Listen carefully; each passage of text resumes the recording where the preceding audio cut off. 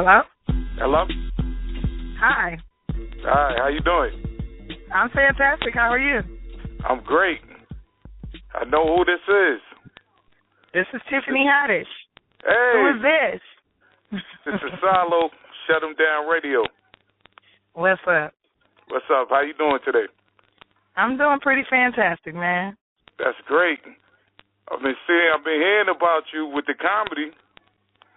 Yeah, you know, I try to get it in.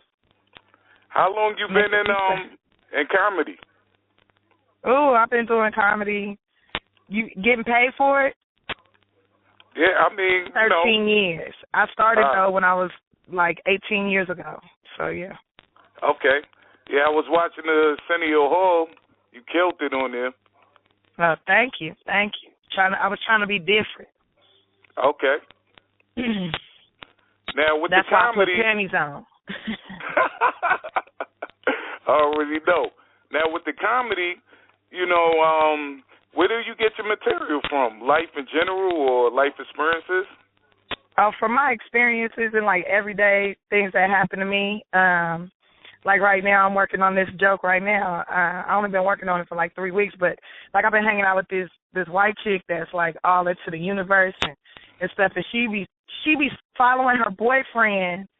Right. Not like how the average chick follows their boyfriend. Like, she don't, like, stalk him in the car or go on his Facebook or on any of his social media. She leaves her body. She, like, spirit stalks this dude. She calls it astral projection. So she be stalking this dude's spirit. Like, so I talk about that on stage, like, all kind of different just things that I experienced or would like to experience. Right. Mm-hmm. Now, I've seen you've been on a lot of shows, You've been on Bill Bellamy, Who Got Jokes. Yeah, that was been my first time ever doing Underground. stand-up on TV. Yep, the Underground, Yep. Nick Cannon, Jess Jordan, John Fights Back. Now, did you come up in the comedy circuit as far as, going through the ranks? Yeah. I mean, I've been doing this. I started when I was 16 years old. And then when I turned 18, I got emancipated from the foster care system, so I had to stop for a little while.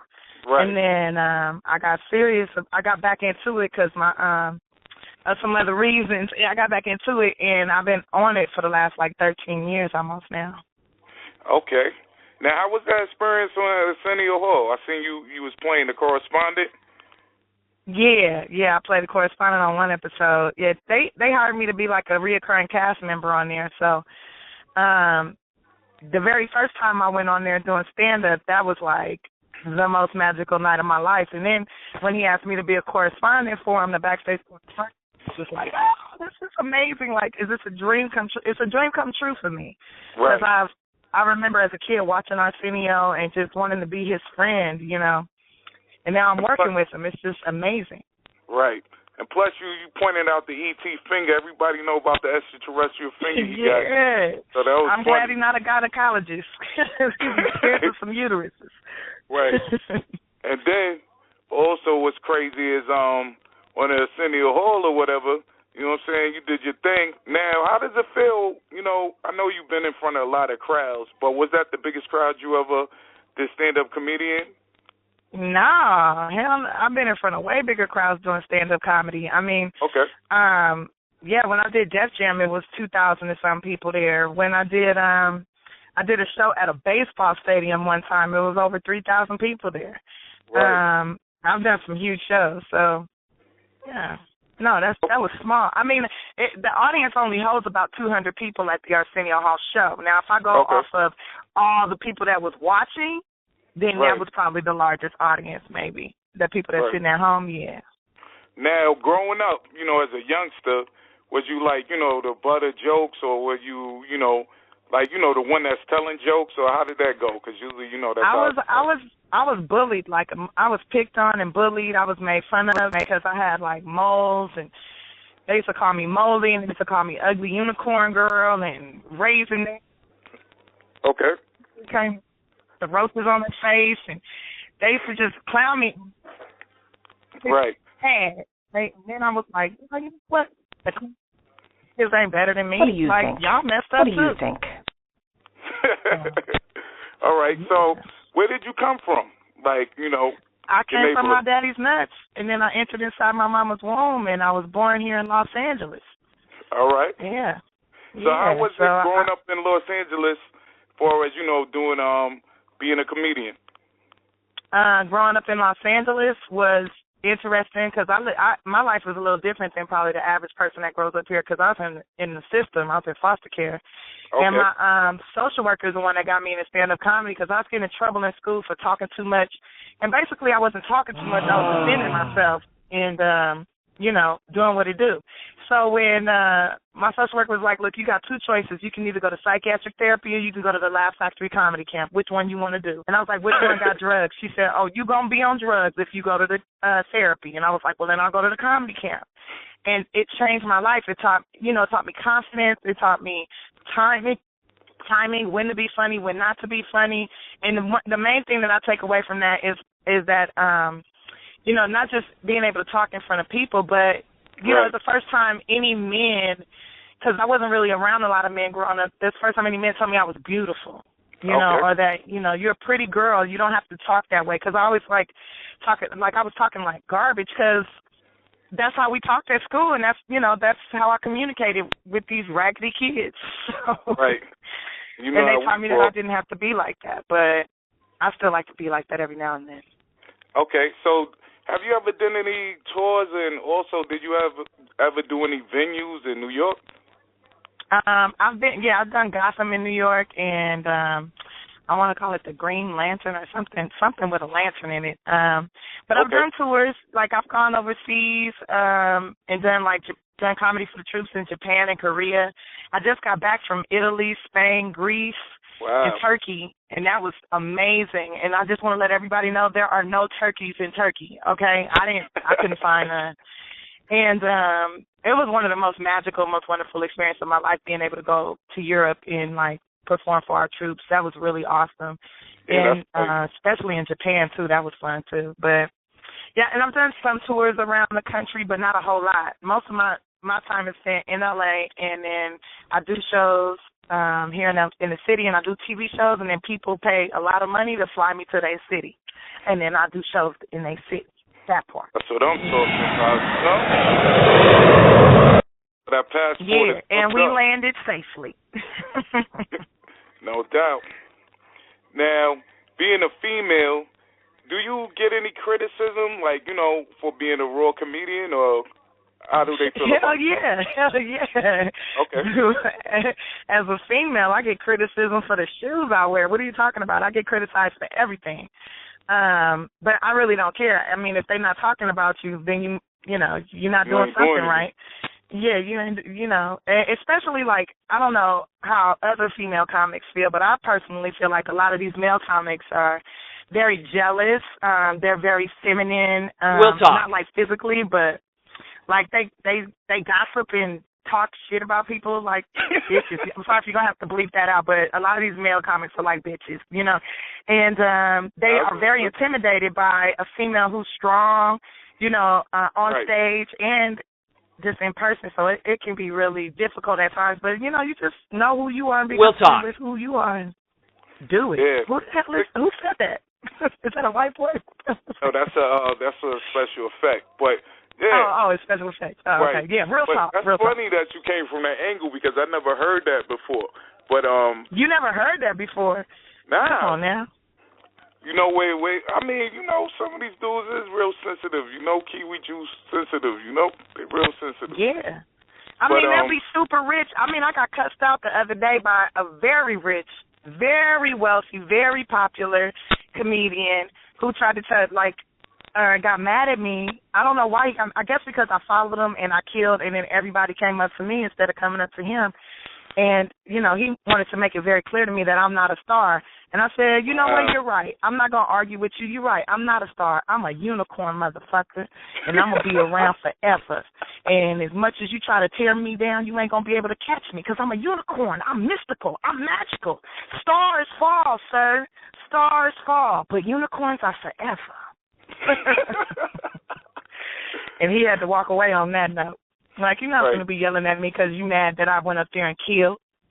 Yeah, so, I mean, in your opinion as a comedian, you probably have been asked this before, any corny comedians to you? Are there corny comedians?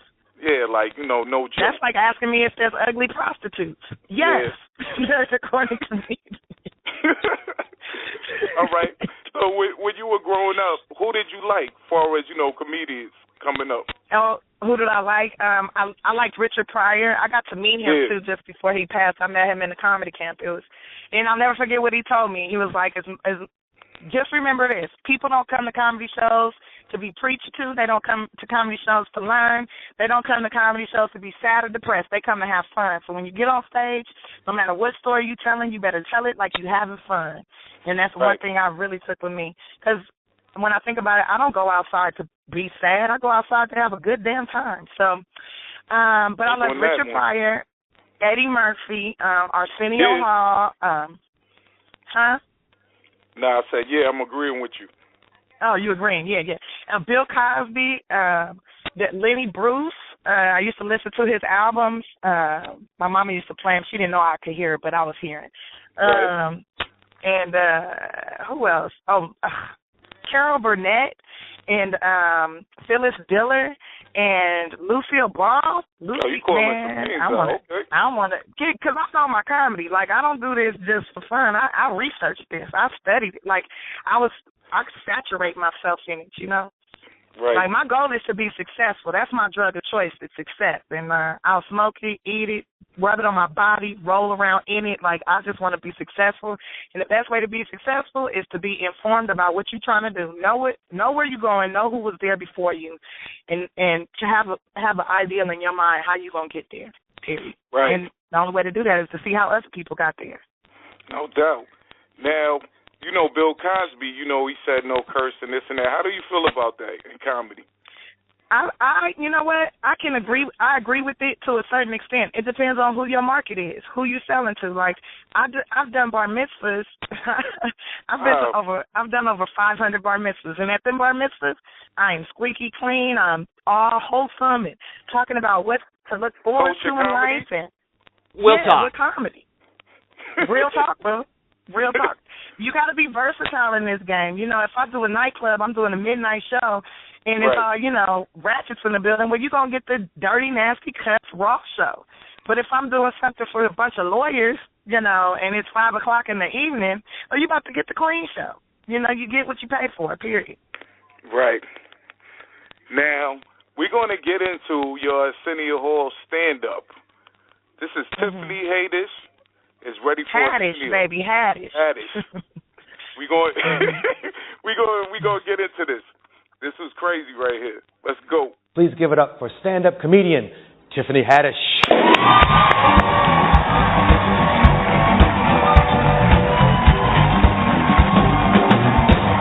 Arsenio, I love you, right? I love you, right, Arsenio? You were supposed to be my baby daddy, but we don't know who your baby mama is. It's okay, though. I want to let y'all know right now, I just had a birthday recently, and I had to renew my driver's license, and I decided that I didn't like the way my life was going, so I changed my identity. I checked the Caucasian box. I'm a white woman now. My life has changed drastically. My credit score went up by 300 points, okay? I'm on the Arsenio Hall show. I got pulled over by the police last week. I was doing 125 miles an hour. Police pulled me over. They should have took me to jail, but they took my license and registration. When it checked, he came back. He said, "Ma'am, it says that you're Caucasian." I said, "What? Is it illegal to have a tan in California?" Oh, my God. When did this happen? And he's like, "Have a nice day, my white sister. Continue on." It's a beautiful day, beautiful day. And I feel magical right now. I feel magical. I feel like a unicorn or something. I feel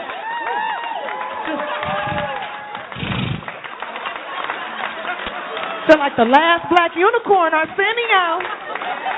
You ever been with a unicorn before?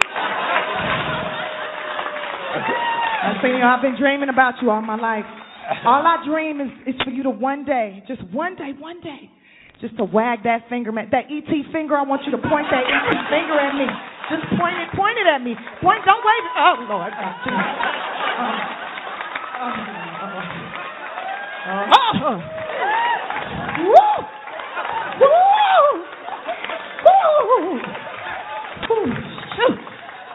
I forgot to put my panties on. You got me out here with no drawers on, Arsenio. This is ridiculous.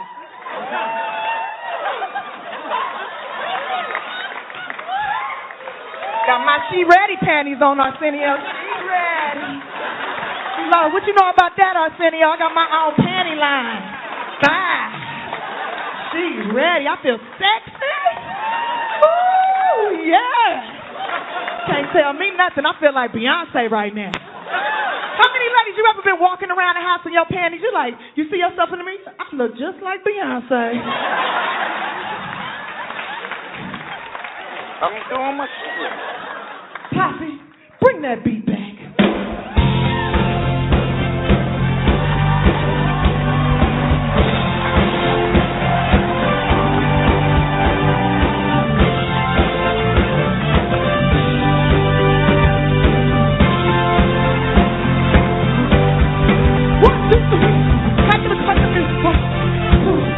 Wait, I can't breathe. Keep the fan going. Cut the music. Cut the music. I gotta stop smoking weed and cigarettes. I can't breathe anymore. Keep that going. That feels good.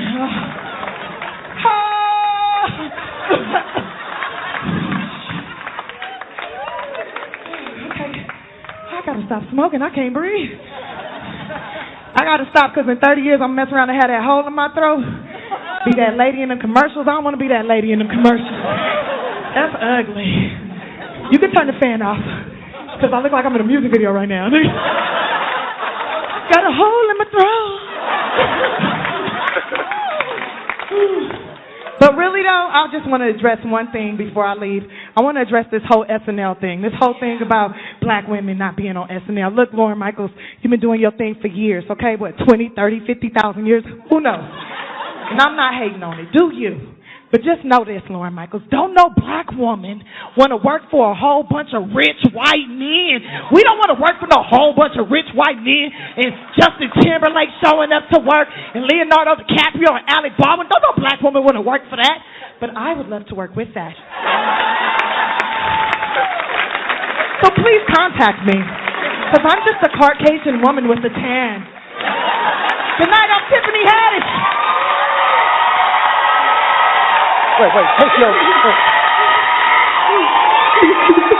This is Tiffany Haddish. We'll be back.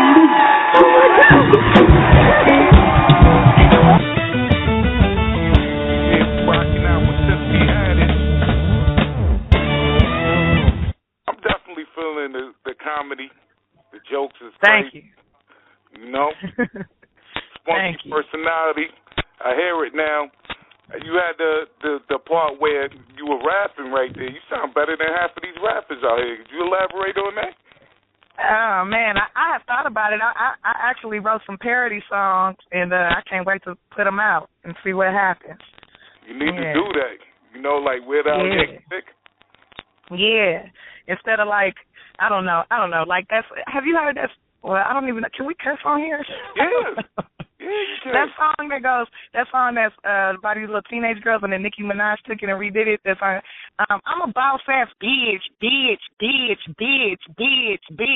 Yeah, I'm a boss ass bitch. I remade it to say, and I'm gonna put on a fast suit and everything.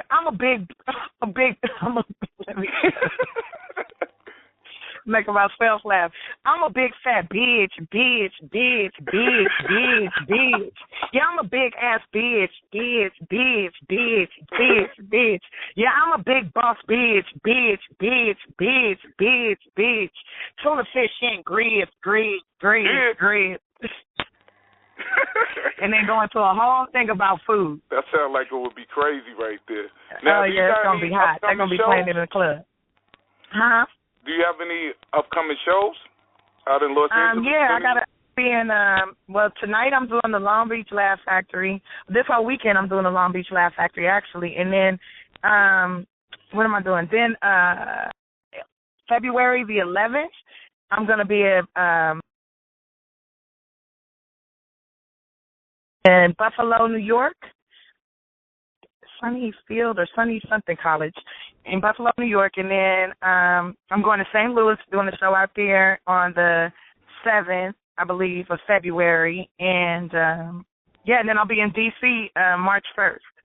Okay, so Buffalo, New York. What's the date you're going to be there? February 11th.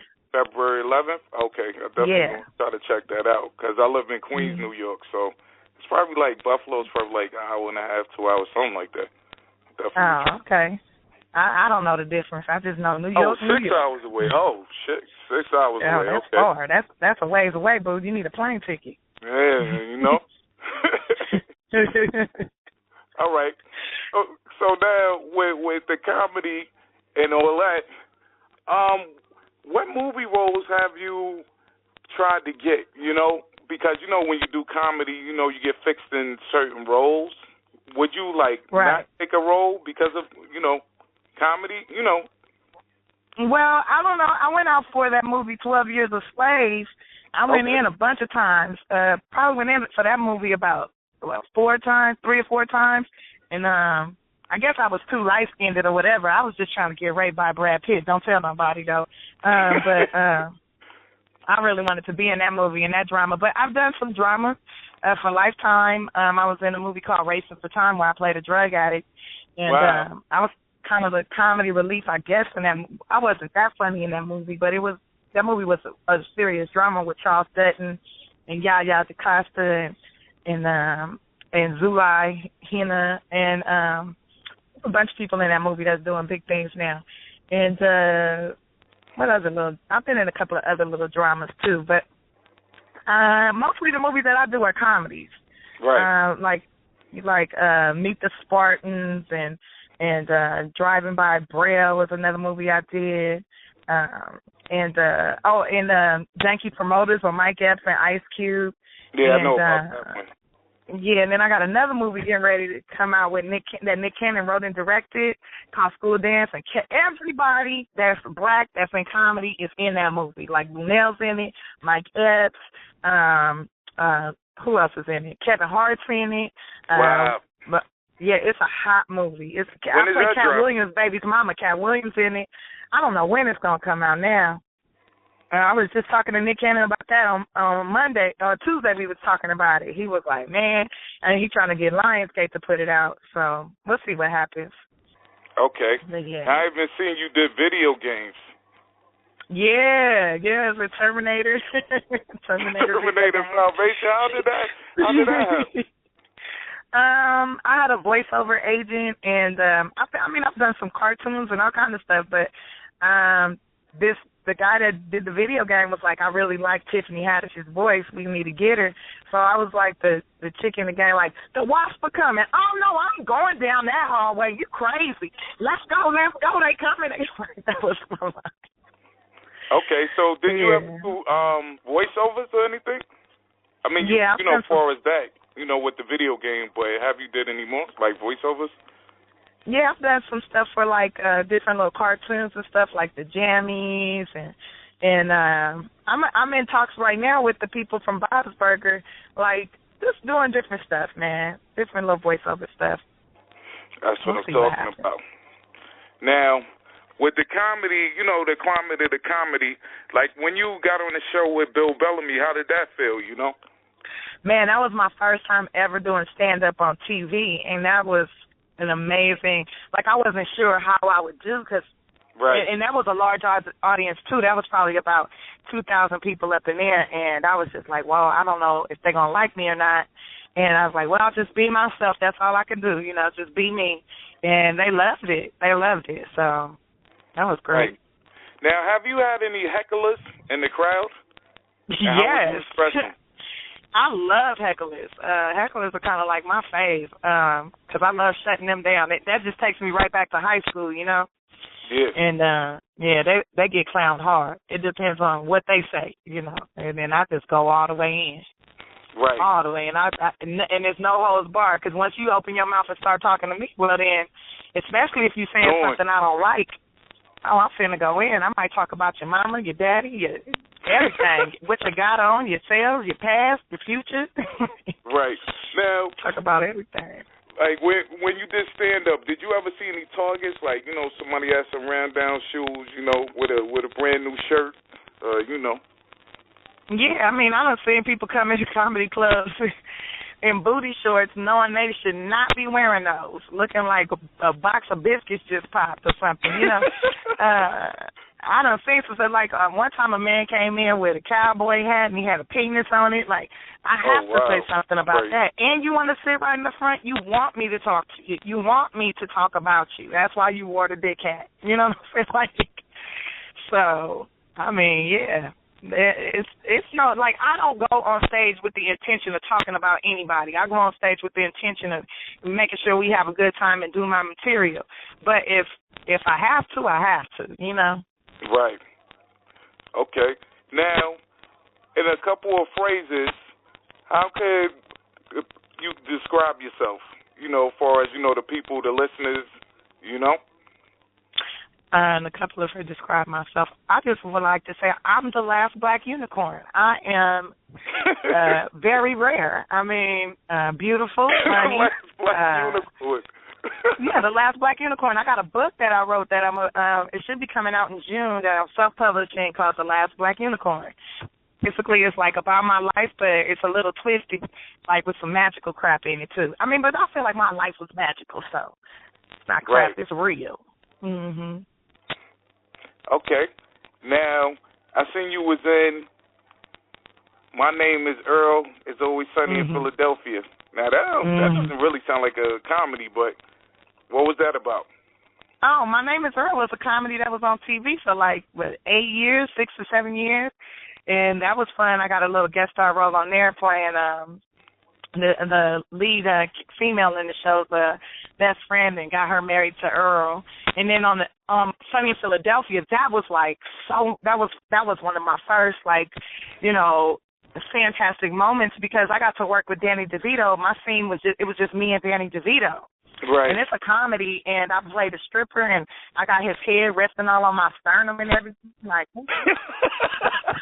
like, because I don't really have no big tits, so it was just like, I don't have cleavage, so he just got sternum, you know what I'm saying? Right. And he told me I was very talented and funny, and he was like, "You're gonna go far." So for me, that was pretty huge, you know. Right. Even though it was a small part, but it was a huge experience. Right. Now, the network, what was that about? Oh, the network was a pilot that I did that was like a take on The Office, okay. But it was black and it was. Like we was kind of clowning BET, but it was taking place like in the offices, and BET was gonna pick it up, but then I don't know what happened with that because it was funny. Right. So okay, all right. Now, That's So Raven. How was that experience?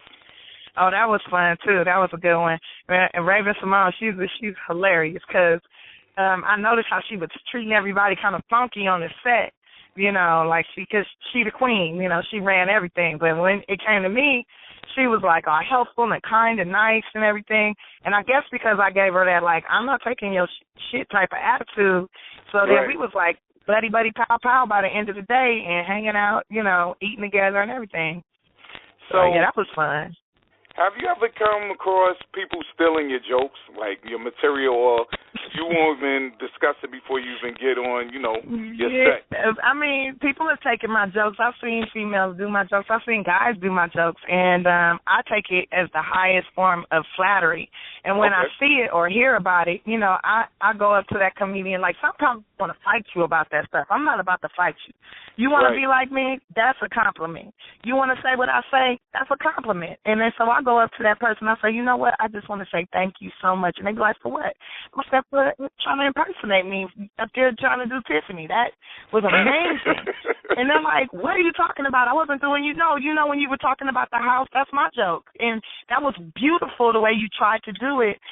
Next time I would just watch the video a little more so you can get it down right, you know. And then they never do my joke again. They get the point. And I don't have to fight. Yeah, and I don't have to fight nobody. They get the point. Now, who would you want to work with as far as, you know, with the comedy? I want to work with Zach Galifianakis, Will Ferrell. I want to work with Mike Epps some more. I want to work with, I definitely want to work with Eddie Murphy. I want to continue to work with Arsenio. Who else do I want to work with that's like, Man, I want to work with Ben Stiller and Adam Sandler as well. Like, I want to get that white money. Crazy, you know what I'm saying? There. Definitely, because I was crying. I was looking at the stand-up comedy you did, and I was like, wow, you know, it's real energetic. Yeah. You know, it seems pure. You know, not well, it's coming from my heart. It's coming straight from my heart, so. Right. Now, do you have anything to talk to the world? Like, talk to the people. There's a lot of people listening. You know what I'm saying? Talk to the people. Stay out here. Well, all I got to say to the people is this. Dreams do come true. And if you have a dream, no matter how crazy it sounds, because I know when I told my family that I wanted to be a comedian, they was like, why? You're a really great customer service agent. Stay at the airlines. You got benefits there. But that's not where I was happy, though. You know, even though I was good at that. Yeah. I wasn't happy. So I say, do what makes you happy. Whatever it is, just do it. And if you don't know how to do it, just, you know, just do one little thing every day, just one thing every day towards your goal, towards your dream, towards your love. If you just do one thing every day, by the end of the year, you'll look back and be like, whoa, I've done more than 365 things. I've done 2,000-3,000 things to get closer to my goal. You know, right. That's how I worked it. You know, every day make a phone call to somebody or show up at the comedy club or write some new jokes or something every single day. Like today I'm doing this interview with you. I did another interview earlier. I met with a couple of agents about doing some more, like, booking stuff. And, you know, I did today 3 things towards my goal of having an Oscar and running the world. No, I'm just playing. I just want to be the Beyonce of comedy. So that's what I'm talking about. Now, right here in the Motherhood, how was that? In the Motherhood was fun. I got to work with that lady from Will and Grace. I can't think of her name right now, but that was super fun. I got to pretend to be pregnant, so that was cool. Mm-hmm. How did that feel? Like something I don't ever want to do in real life. Okay. I don't want to be pregnant. I think I'm going to just have to buy me some babies. Right. I'm going to do an Angelina Jolie in there, you know. Sandra Bullock and just buy me a little baby. That? You know, coming from a comedy standpoint, you know, what they be doing, like, you know, they just be adopting black babies and stuff like that. How you feel about that? Hello? Here. Hello? Yeah. I said, how do you feel about that? You know, would you make a joke about that? Yeah, I have made a joke about it. I mean, I do this joke about how one day I hope to be so rich where I could just go to Canada and buy 5 white babies that look like Justin Bieber and start a singing group and call it Tiffany Haddish and the Snowflakes. And we tour the country, and then I'll be on the cover of People magazine and be like Tiffany Haddish and her white babies. And I wouldn't let my babies call me mama. They would call me master, so they know who paid good money for them because it's about respect, you know. And some people really like that joke, and some people say, that's so racist, that's so wrong. Oh, it's racist and wrong for me to say I want to adopt a white baby, but if Hello? else want to do it, like, what's up with that? It can't be a double standard. I agree with you. Yeah, I mean, I'm looking, like, I be online trying to find black people that adopt white babies. Have you seen it? I ain't seen it. Never. Somebody gonna try to say, well, Lionel Richie, Michael Jackson. First off, Lionel Richie adopted a Hispanic. She's Hispanic, okay? She mixed. Right. All right. And Michael Jackson, that's just. You just leave that alone. Mm-hmm. Yeah, that's true. That's a valid point you brought up. I never seen a black person adopt a white baby. No, but we were raised from white babies. But we used to raise them back in the day. You know, we used to raise a gang of white babies. We don't raise some successful people, but they doing that way. That's what the help was about. Now, right here, My Name Is Earl. What was that about? My Name Is Earl. That's the one I tell you I did. Where I played the best friend, and I can't remember the girl's name. I think her name was Jamie or something like that. And I played her best friend, and I get Earl drunk, and then because it's all like takes place in a trailer park, it's like trailer trash type, you know. That's what the type. They would have like 1 or 2 black people on there every now and then. They have one regular black guy character, and Yeah, I get him drunk, get Earl drunk, and get him to marry this girl, Jamie. And, yeah. Okay, so Secret Girlfriend. What was that about? Secret Girlfriend. That was on Comedy Central. That was like a point of view type of show where this guy has these girlfriends, and the viewer is really like the guy. And I played like one of the girls that he was dating's friend, and I'm like loud and ghetto and like pulling like 40 ounces out the freezer and stuff. Mhm. Okay. All right. So now, doing a stand-up and performing, what would be your biggest venue, like, to you? What would you want to do? Like a comedy circuit? Like Queens of Comedy or something like that? Or anything with Monique or, things of that nature? I would love to work with Monique and some more. Like, I got to work with some more. I just, in September we shot, or was that October? October we shot BET Comic View. They're bringing that back. I think it's coming out in March. And check that out. Yeah, and I worked with some more on that, and that was super fun. And I would love to go on tour with some more, but I don't think she allows females on her shows. She wants to be the only woman on the show. But if I had, like, the perfect venue that I would love to perform in, that was, like, my dream venue, that would be the Staples Center. Like, I would love to sell out the Staples Center here in Los Angeles. Right in Los Angeles, right?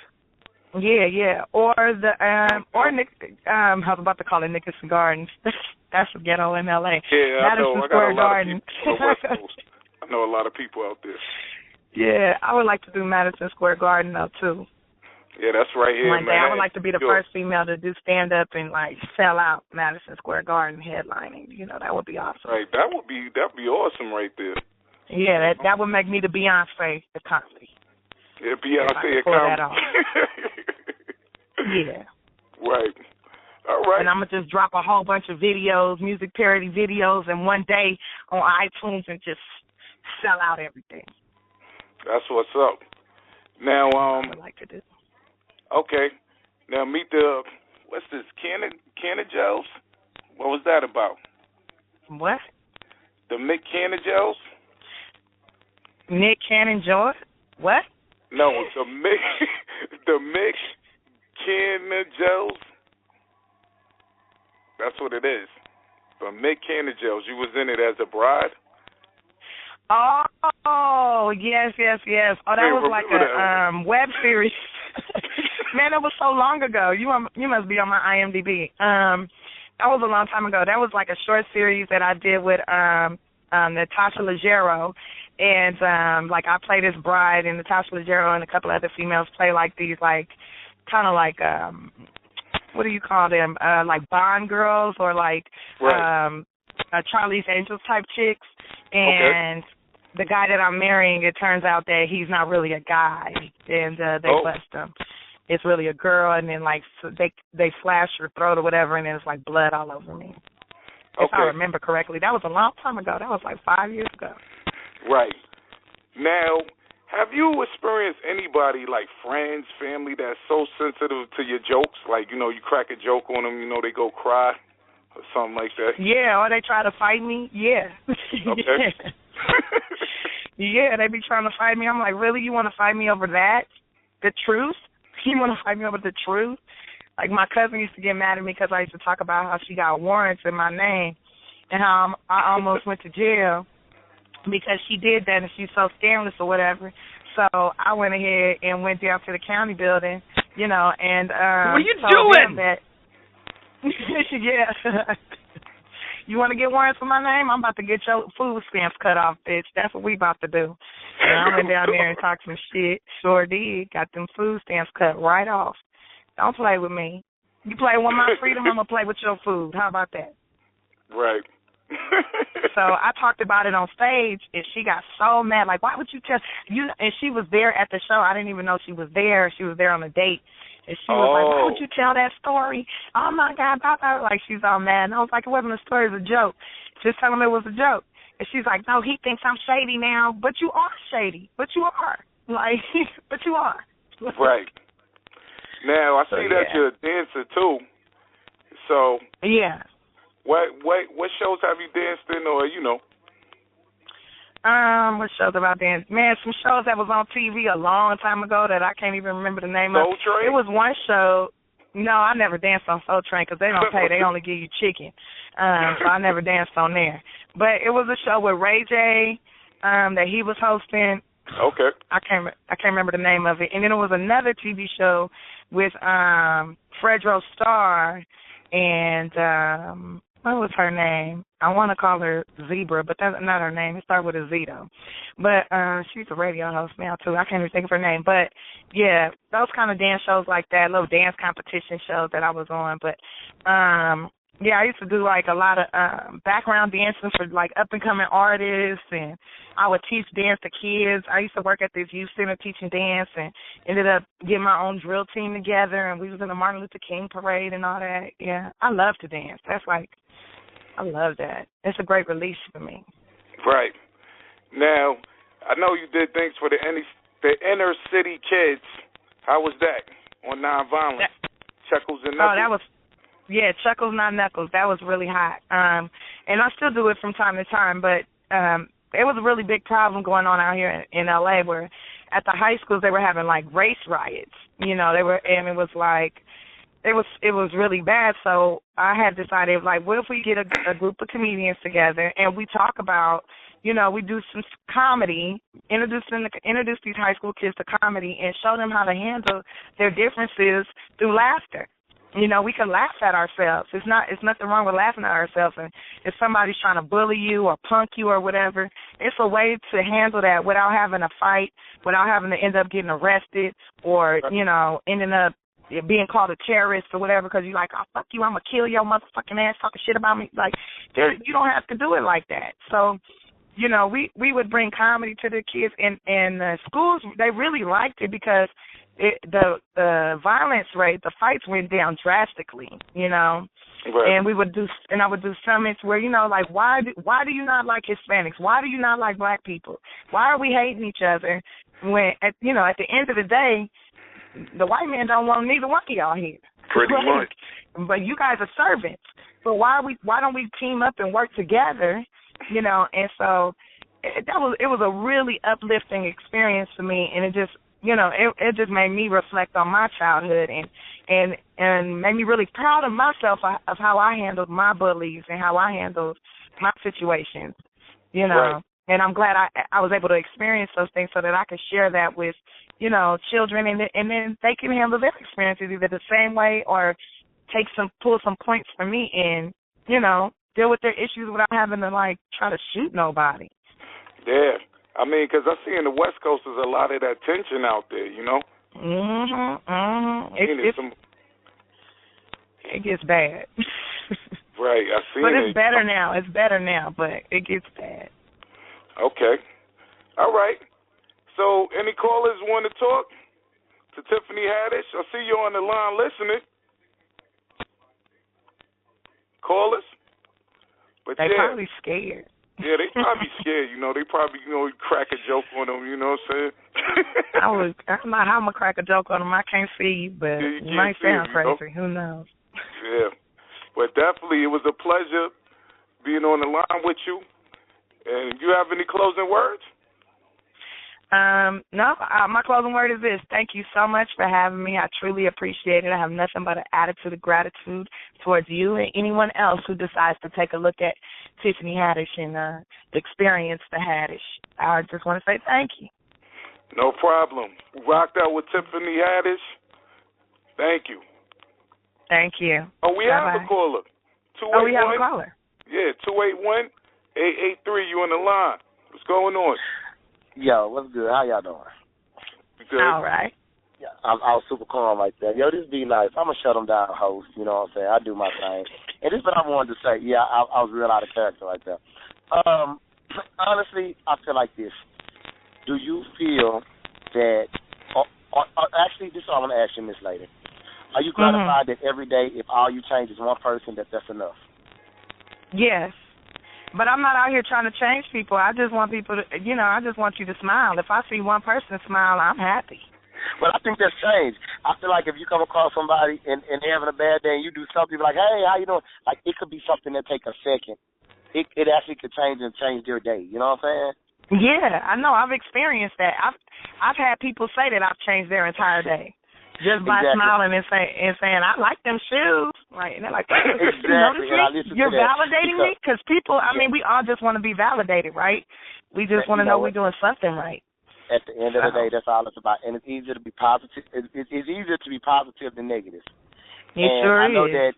I know that you have established yourself as such a positive person that you might not do it consciously, but subconsciously you remove a lot of negativity from around you. Right. So my question is this: how would you advise someone to approach a situation to where they may be receiving negativity from somewhere deep within?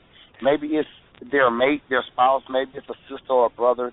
Maybe they're trying to do something different, but it's like a very deep inner kind of negativity. Yeah. You understand what I'm saying? I was receiving that, man. I was married to a very negative person. I was married to somebody who was positive to everybody else, but mean as hell to me. And I'm like, why did I pick this sucker? Man. And a person in my life to teach me how to deal with the negativity so close to me and how to be, and regardless of, like, I mean, that man would bring my spirit all the way down, and he would try to break me, didn't want me doing comedy, just wanted me to be at home raising his children. That's what he wanted, because he said, you would make you a perfect mom, you an okay comedian. Well, okay, great. I'll put more of my energy into what I love. And don't get me wrong, I love your kids and I love you. Yeah. But if I'm already great and perfect at that, well then I'm gonna put more energy into this comedy if I'm just okay at that. And then you don't like the way I'm doing it. Okay, well then you know what, you can go on. Like I told him, like I divorced the man or whatever, and to this day I just tell him all this, like when he called me talking mess, he be calling me talking mess here and there, and I just say, you know what, I just want you to be happy. I want you to get the baddest, most beautiful bitch, the one that wants to take care of your kids and lick your booty hole. I want you to have the best shit ever. You know what I'm saying? I want you to have the best. And that fucks his head up because he expected me to be like, fuck you, nigga. You didn't tell me about this. You stole my money. You did this. Like, he took a lot from me, you know. But at the end of the day, those things wasn't supposed to be for me. I wasn't supposed to have it. That's why he was able to take it. And I wish him nothing but happiness. I hope his dick gets 5 inches bigger. Fuck it. I wish him nothing but happiness. You know, honestly, I'm the same way. It's like, it's something about, you know, it's a very old saying, but it is so tried and true, that killing with kindness. It's nothing like being nice to him, like, hey, man, fuck you, that's cool, man. You know what, have you a good day, bro. I want you to have the best day of your fucking life. I want you to have the best day of your fucking life like you don't believe. I'm ready to cheer for your best day. Just get the fuck away from me. You know? Well, one chick tried to fight me and was like, I'm finna beat your ass. I said, hold up, let me pray for you right quick, because God gonna give me a whole bunch of spirit, and he gonna make me mess you up. So let me pray for your body real fast, and then you can fight. And she was like, bitch, you crazy. No, I love you. I don't know you, but I love you. Let me pray for you because you a human like me. And then I'm gonna beat your ass, okay? Give me a second. And I stood there and I prayed. When I opened my eyes, the bitch was gone. You know, can't fight like that. But you know what? But honestly, one thing I stress is that I know that you adapted well to is that positivity in different forms. Like you say, you've been in a situation of talking to kids in a situation, or in a situation of dealing with it personally or dealing with adults. You know, and one thing that I can say that I agree is that positive action, thoughts, and ideas, they're transferable. It's like it's easy to just shift it to something else. You know, it's like you can be mad at grown people and then you have a hard time being mad at kids. That's because that's negative, but positiveness works in a good way. So, honestly, this is what I want you to say. I want you to just really break it down in the simplest of forms to let someone out there know that if there's what's the number one thing they need to do first, and honestly, to try to get themselves right. Because a lot of people just can't get out that hole. Because that negativity, exactly. It's just holding like a cocoon. So if you gave, they got to practice. It takes practice. One thing every day, get in the mirror. How about this? Okay. It's the best thing that'll work. And I can guarantee you, if you do this every day and just do it for like 5 minutes, just get in the mirror, look at yourself in the eyes, say your name, and say I love you and I approve of you. You know, I get in the mirror every day. I say, hey, I'm the shit, but it's the same thing. But go ahead. No, I get in the mirror every day. I look at myself in the eyes and I go, Tiffany Haddish, I love you and I approve of you. And everybody else loves you too. And if they don't, that's because they slow in the head. It's not your problem. I love you and I approve of you. And I mean, because I'm going to be honest with you, when I was a teenager, I was pretty negative. And as in my early 20s, I was pretty negative. And once I started doing that, like, only good things started happening. And negative things would happen too. But, you know, I would just say, well, you know what, I love you. Even if you don't have a place to live, I love you. Even if everybody's saying you're not funny, you're not talented, you're not whatever, I love you. I approve of you, you know. Even if this man is cheating on you and sleeping with your friends or whatever, I love you. I approve of you. It's okay. I'm holding you, Tiffany. I'll hold you. And it's something about doing that every day that makes you just be okay with everything. It makes you be positive. You know, because it's when you love yourself, then you can do it. You got to love others. You can do anything. Okay, well, let me say this. As a host and one of the founding members of this station, you know, so I want to tell you, first of all, thank you for coming on here, and I love your answers that you have answered, and we look forward to having you here, you know what I'm saying, to provide that, because this is what people need. And at the end of the day, you said what's most important. You look in the mirror and tell yourself this, because I feel like too many people rely on other people. You would say we need validation, and what you just said. You got to validate yourself before anybody can validate you. Validate your damn self. Just let them add extra, you know, full hat. And I want to thank you, and I've been listening to you. And shout out to Dirty Silo. This be nice, man. I'm listening. Yeah, we rock it out, I appreciate you, man. I appreciate you and everything with it. And we love how you brag and everything. Yeah, so I just wanted to hear that. I'm going to fall back in the background where I was listening again, seeing Dirty Silo shallow. I'm going back to be in the shadow like I was. Okay, Peter Pan. Y'all have a great night and a great day. Be safe on the East Coast, man. You know, we iced up, we raining down here in Houston, man. Y'all be on the streets, but y'all be safe out there, man. Just be nice. Shut them down, man. I'm out. Be ready. But this was a nice interview, you know, and from my perspective, definitely you really touch on a lot of topics with jokes, and I think, you know, comedy is healing, you know. I laugh sometimes. It's the best medicine. It's serious all the time, you know.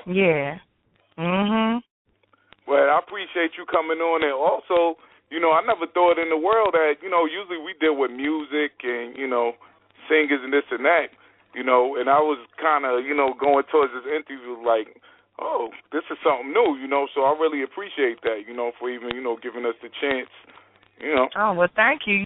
Comedy is a lot like music. We do live shows, and the jokes come out to a certain rhythm, and they make you feel some kind of way, just like so. Yeah, I know they have like music incorporated, you know, and stuff like that. But I like comedy. Yeah, you're right. That's a valid point right there, because, you know, it's more. I mean, if you listen to that what you played of my Arsenio Hall, if you put that whole set on a bomb ass beat, it could be a song. It could be a song. We should try that. I'm gonna try that. Why not? Yeah. Ladies and gentlemen, Tiffany Haddish. And then you put boom, down, boom, boom, boom, down, boom, boom. Arsenio, I love you. Dun, dun, dun. Did you know I love you? Dun, dun, dun. Do a remix on it. Had to change my life. Dun, dun, dun, dun, dun, dun. Now, check the Caucasian box. Now, I asked you earlier when you was doing that freestyle, what you was doing in Japan or Korean with the gong. That was hilarious right there. Thank you. Did you just come up with that, or how did that go down? Yeah, that was just off the top, man. That just happened. Okay. That just happened when I just was rapping in Japanese. Well, I speak Japanese. That's what I speak it. Yeah, because one of my goals, like when I went to Japan the first time and did Comedy for the Troops, I sat there and was watching their soap operas and stuff. And I was like, dang, these are so good. I would love to be in a soap opera in Japanese, in Japan. And so one of my missions in life, that's one of my goals that I'm working towards, like every day I study Japanese, is to be one of the first African-American women on a Japanese soap opera. I would love to be that first black American on a Japanese soap opera. 日本語が少しわかります。はい、少しわかります。いいお天気ですね。そうですね。That's all I know. Konnichiwa. What does that mean? I don't even know. But... Thank you. Oh, that's what it means? Oh, no. Konnichiwa means hello. Konnichiwa, good afternoon. Hello. Okay, so what about... Yeah, arigato gozaimasu means thank you. Okay. See, I know a little bit, you know. Mm-hmm. Right, now, that language, is it hard to learn? No, it's actually probably the easiest language to learn out of all the Asian languages. It's probably the easiest.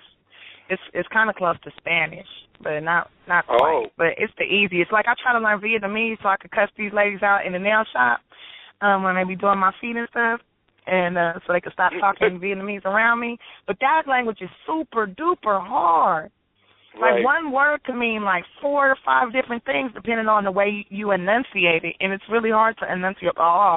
Like sounding like you throwing up. Like, especially, everybody got their own little slang to their language, broken up. So you know how that go. Yeah, but that's one of my goals in life. That's gonna make me hot. I'm gonna learn. Yeah, I'm gonna learn. Yeah, you definitely. That'd be crazy if you could do a whole Japanese comedy stand-up. That'd be crazy.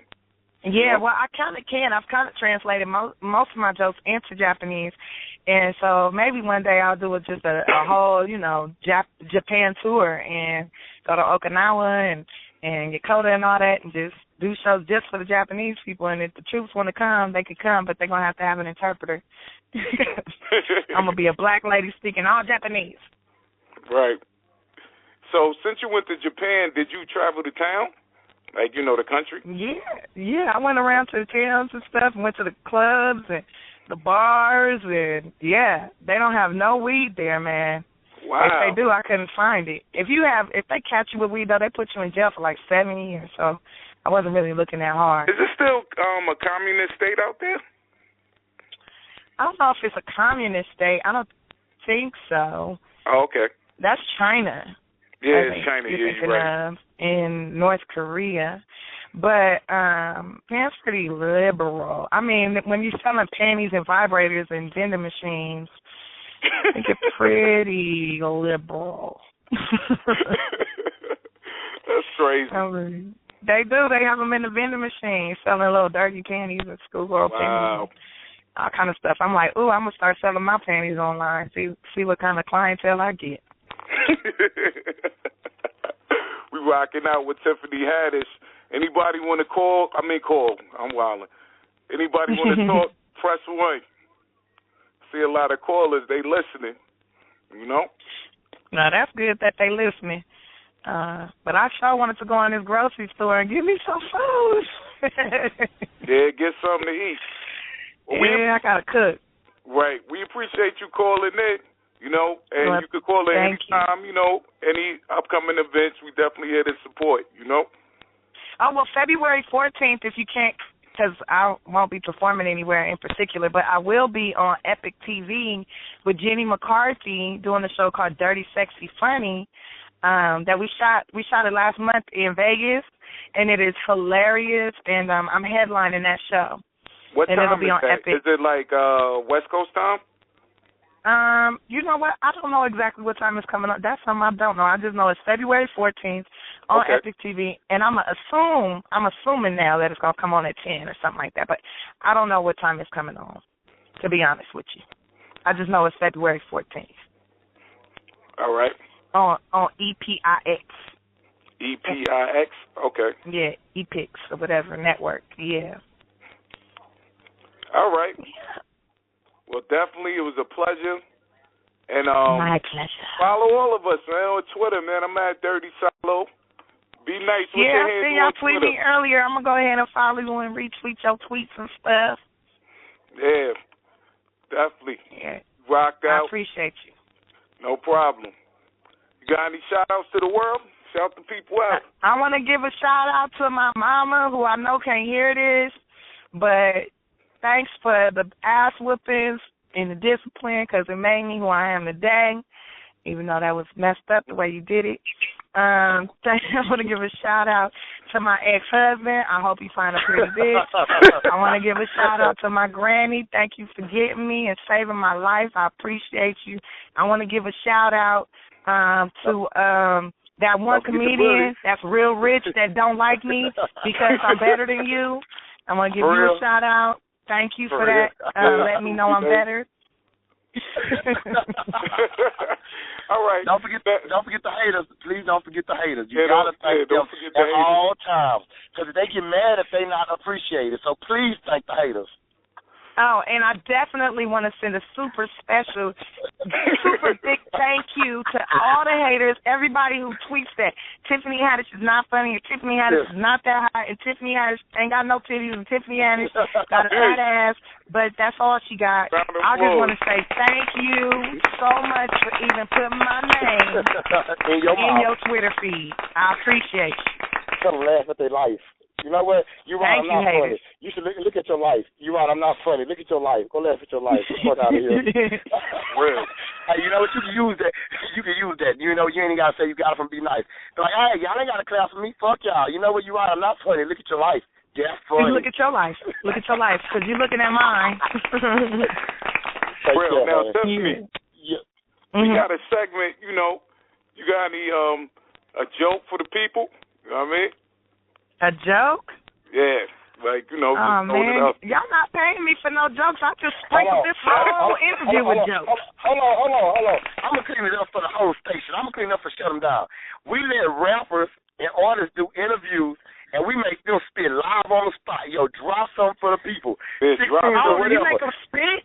I'll spit something. Give me a beat. I'll spit something right now. You're a comedian. You better tell a joke. I'm a spit something. No, F that. I want to rap, homie. Well, come on then. Spit something. I'm the comedic rapper. What? Let me spit something. Kick me a beat. You ain't got no beat. You made us spit acapella. She like, what? This is a whole radio station. Y'all ain't got no beats? Yeah, we got beats. We don't let them rap on them, though. Y'all crazy. Yo, man. These fools ain't got no beats. And I don't got no jokes. What's going on here? No. I got a joke that you probably could tell to a friend. Okay, so, well, no, I read that one on the internet. I can't do that because that ain't my joke, but it was funny when I read it. Right. Now I'm gonna tell you this when I read on the internet. It's so stupid. It's funny to me though. What do you call a bull that masturbates? A bull that masturbates? Beef stroganoff. Oh wow. Beef stroking off. That's so corny. Stroking off. Beef stroking off. Oh, okay, I got it. I read that on the internet. Yeah, that's a dish. Okay, here goes a joke that. I had told this joke in the beginning of my career, and I tell it every now and then, and it's one of my favorite jokes. And you could take it and flip it and do what you want with it. Okay, and tell it to your friend. I got this uncle live down in Georgia, right? He grow peaches.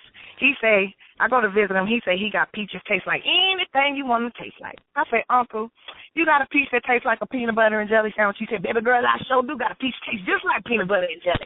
He give it to me. I take a bite. Uncle, this tastes just like peanut butter, but where's the jelly? He said, well, turn it over. So I turn it over and I take a bite. Oh, yeah, Uncle, this tastes just like jelly. So then me being a nasty girl that I am, I say to my uncle, Uncle, you got a piece that tastes like some dick. Now, you can change that to coochie if you a man. Uncle, you got a piece that tastes like some dick. He said, baby girl, you sure enough is nasty, but I got one for you. And he dig in the bottom of the bucket and he give me the peach and I'll take a bite. Uncle, this tastes like shit. He said, well, you're eating the wrong side, baby. You're eating the wrong side. You been out there too long with them gay boys. Turn it over. Oh, wow.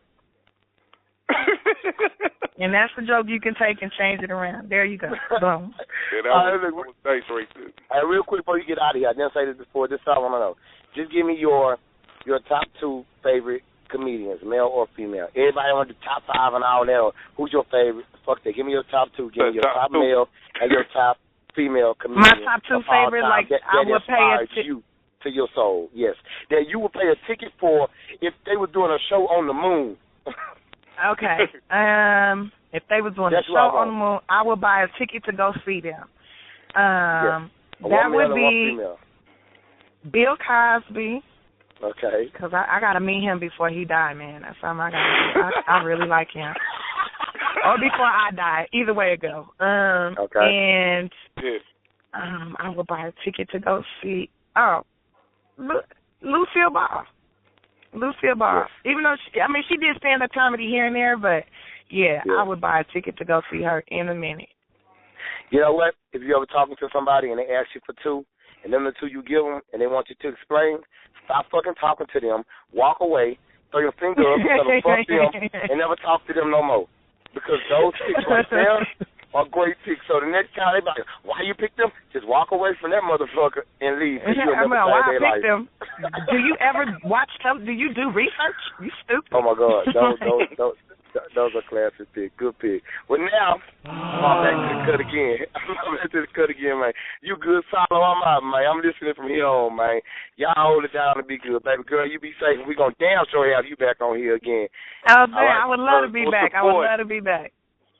Shut them down. Yo, hold it down, Solo. You already know, man. Rocks out with Tiffany Haddish. It was an honor. Haddish. Yeah, don't crack if you Middle Eastern or you Jewish, you would go Haddish. But you a regular black man, you say Haddish. Haddish, I don't know where that came from. There's no Y in there. Yeah, I know. Don't blame me. Haddish. Well, you must have just learned how to read not too long ago, huh? It's okay, boo.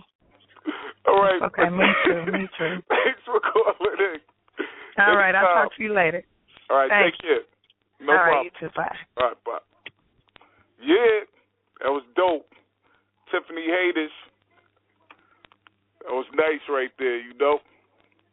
Shut 'em down radio. You don't know what kind of interview we going to have on, you know. But this was a stand-up off for City Hall. Listen to it. Please give it up for stand-up comedian Tiffany Haddish.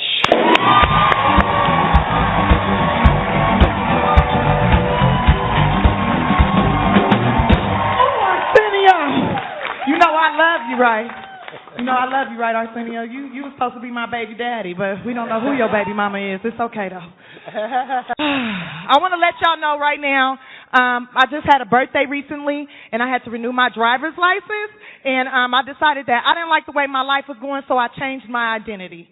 I checked the Caucasian box. I'm a white woman now. My life has changed drastically. My credit score went up by 300 points, okay? I'm on the Arsenio Hall show. I got pulled over by the police last week. I was doing 125 miles an hour. Police pulled me over. They should have took me to jail, but they took my license and registration. When it checked, he came back. He said, ma'am, it says that you're Caucasian. I said, what, is it illegal to have a tan in California? Oh, my God. When did this happen? And he's like, have a nice day, my white sister. Continue on. It's a beautiful day, beautiful day. And I feel magical right now. I feel magical. I feel like a unicorn or something. I feel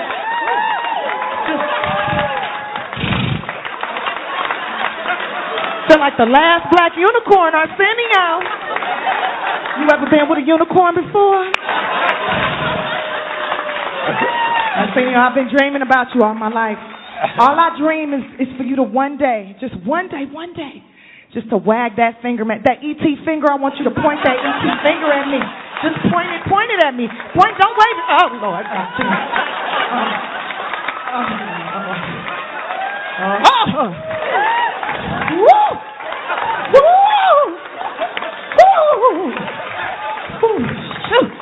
Oh, I think I forgot to put my panties on. You got me out here with no drawers on, Arsenio. This is ridiculous.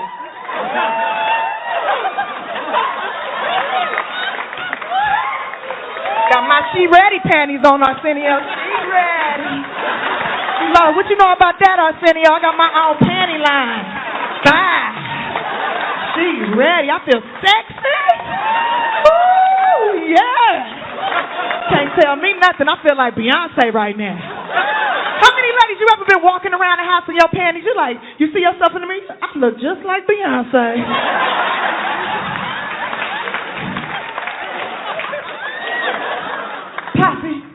that beat back.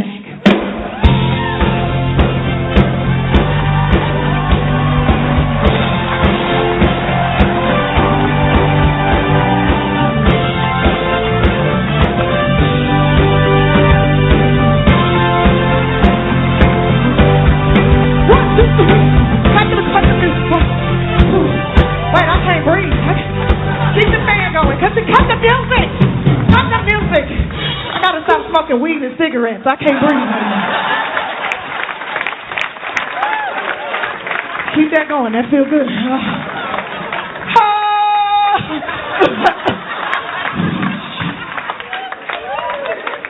Okay. I gotta stop smoking. I can't breathe. I gotta stop because in 30 years I'm messing around and have that hole in my throat. Be that lady in the commercials. I don't want to be that lady in the commercials. That's ugly. You can turn the fan off because I look like I'm in a music video right now. Got a hole in my throat. But really though, I just want to address one thing before I leave. I want to address this whole SNL thing. This whole thing about black women not being on SNL. Look, Lauren Michaels, you've been doing your thing for years, okay? What, 20, 30, 50,000 years? Who knows? And I'm not hating on it. Do you? But just know this, Lauren Michaels. Don't no black woman want to work for a whole bunch of rich white men.